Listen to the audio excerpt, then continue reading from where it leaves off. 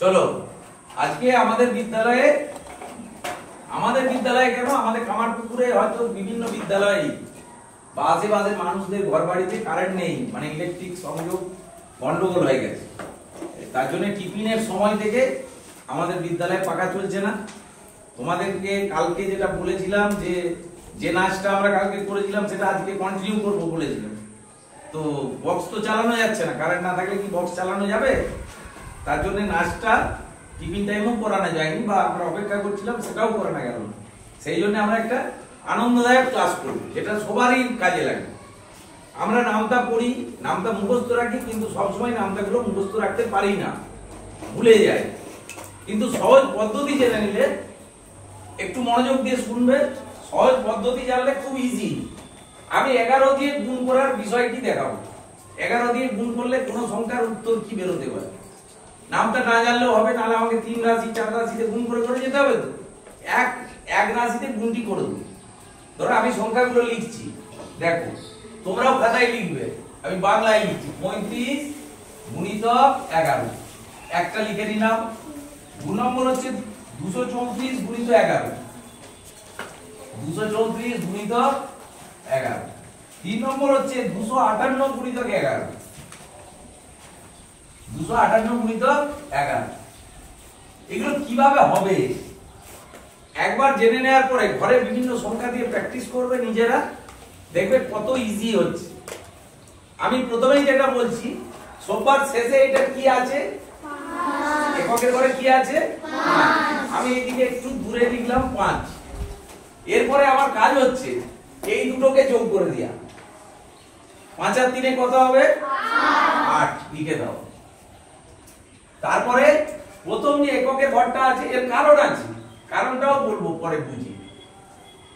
এখন এইটুকু হলো, লিখে নাও, উত্তরগুলি লিখে নাও। 385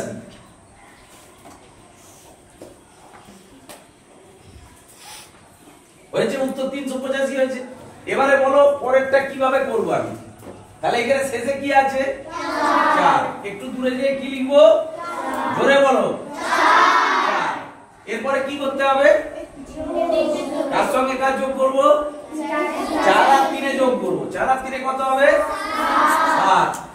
এরপরে 3 আর 2 5। আর শেষে কোনটা বসে যাবে? 2। পরে নাও। হয়েছে?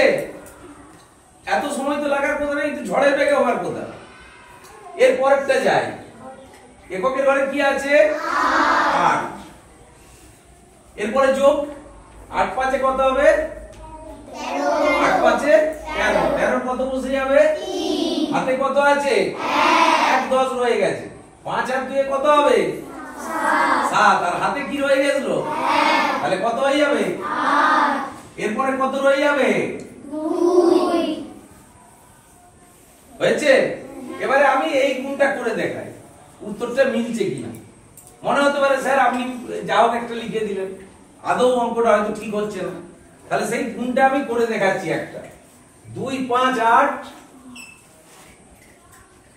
গুণিতক 11।